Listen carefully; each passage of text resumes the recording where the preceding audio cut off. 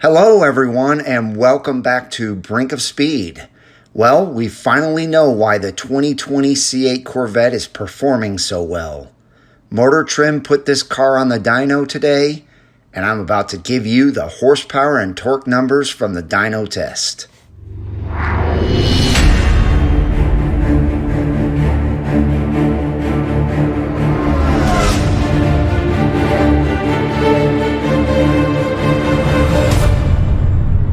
Before I get into the meat and potatoes of this video, which by the way, you're going to want to make sure and watch all of, let me first say, if you like staying up to date with the C8 Corvette information or Corvette information in general, you should consider subscribing to this channel. Also, you can follow me on Facebook, Instagram, and Twitter as well.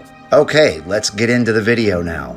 I'm sure many of you know that BMW and McLaren are two manufacturers that are very well known for having higher horsepower and torque numbers when put on a dyno than what they stated the factory car came with. So, for a good example of that, I know my friend is a big BMW guy, and he basically states that BMW is usually around 10 to 20% different than what they actually state the car comes with from the factory. A lot of times they'll state that it has 350 horsepower when really it has closer to 400 horsepower. And an even better example is the McLaren 720S was stated that it had 710 crank horsepower, and when a bone stock 720S went on a 4-axle dyno, it actually came up with a 685 horsepower to the rear wheels number. So you're looking at almost 800 crank horsepower out of that car. And so we know that those two manufacturers underrate their horsepower. Now, when it comes to Chevy, this is not something that's true.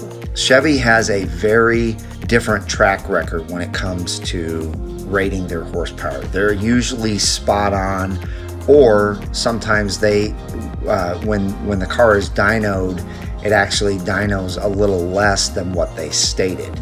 But most of the time it's right around what they stated. So taking a couple steps backwards, let's talk about why this car is performing the way that it is.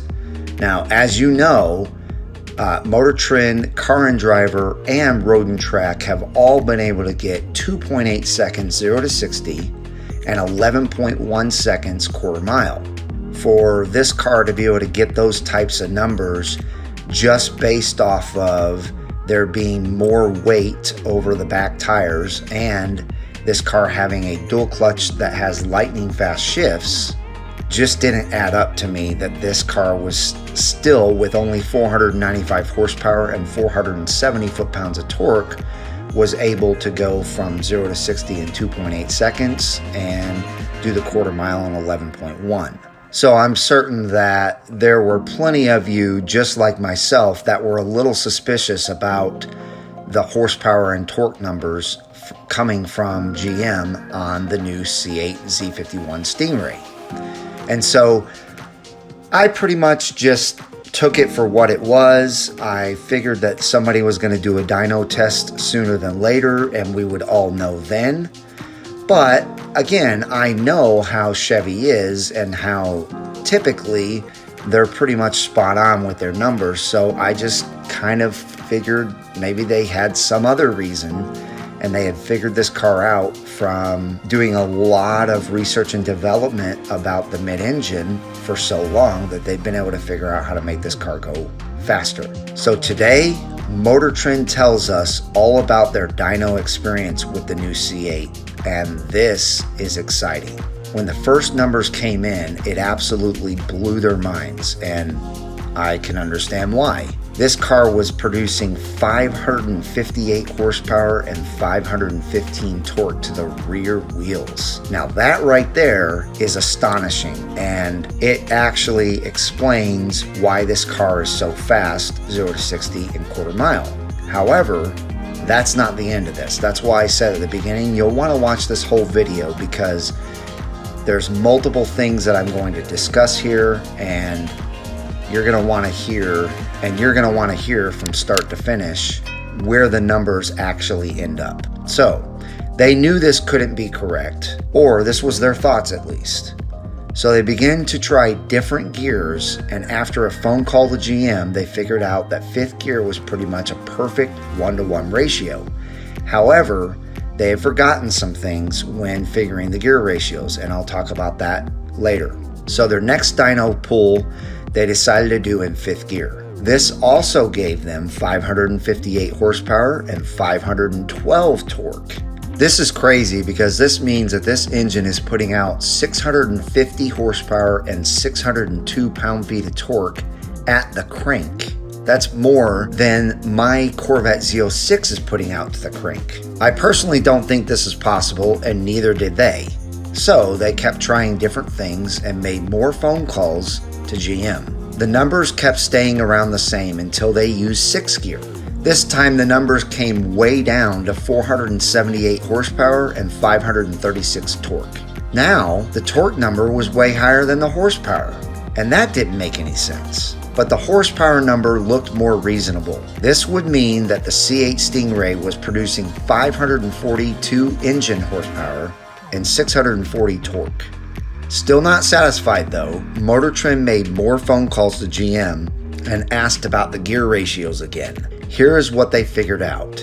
Previously, GM provided the gears with the transfer ratio for the manual limited slip differential and the electronic LSD. Their Z51 with an electronic LSD had a 3.454 to 1 axle ratio, and after applying the 1.459 to 1 transfer ratio, the effective gear ratios are 4.239 as a first gear, 2.567 second gear, 1.780 third gear, 1.281 fourth gear, 0.953 fifth, 0.742 sixth, 0.580 seventh, and 0.480 eighth. So as you can imagine, this helped with all of MotorTrend's calculations, and they were eventually able to figure out that fifth gear was the correct gear to do dyno pulls on. It was actually, like they thought previously, the perfect 1-to-1 ratio. Now here's something else. GM uses a strict guideline called SAE, and that stands for the Society of Automotive Engineers. And they use this to check their horsepower and torque ratings. And actually, this is kind of an expensive test that they run because they have to have an engineer standing there while they're doing dyno checks on their engines. So this is why things just weren't adding up. As you can see, they're using a strict guideline company to double check their own work to make sure that when they put out horsepower and torque numbers, that they are the true horsepower and torque numbers and that they haven't inflated them or deflated them at all. So after a few more tests, MotorTrend saw that the dyno still showed a 478 horsepower and 536 torque.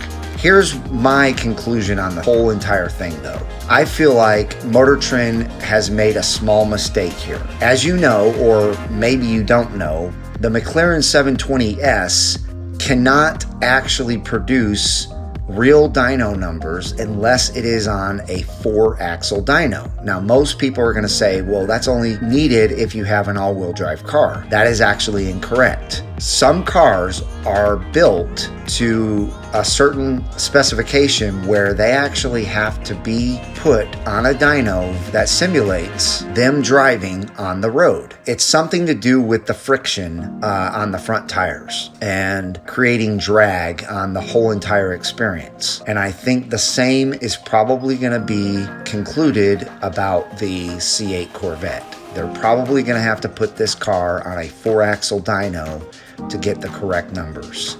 Now, this brings us back to the beginning of the video and what I was stating about how this car is doing these phenomenal, astonishing numbers with only 495 horsepower and 470 foot-pounds of torque. After seeing this article from MotorTrend, I am still under the conclusion, even if they put it on a four-wheel dyno, that it is going to perform better than what GM initially told us, and we are going to get higher numbers. MotorTrend doesn't know what those are going to be, and I don't either. So what I'd like you to do is leave me a comment below letting me know what you would estimate those numbers to be, and what you've been thinking for quite a while is going to happen when this car gets put on a dyno. If you know anything at all about what these numbers should be, leave me a comment below. Also, that is the conclusion of this video. I hope you guys enjoyed it. I hope you learned a lot.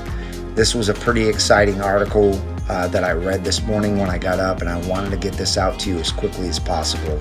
So, if you enjoyed it, give me a big thumbs up. Again, if you have not joined this wonderful Brink of Speed community, make sure you smash that red subscribe and bell notification so that you're notified when my new content comes out. And again, guys, check out the Brink of Speed store. Grab some of that merchandise and wear the Brink of Speed logo proudly. And I hope each and every one of you have a wonderful rest of your week, and I'll see you out on the road.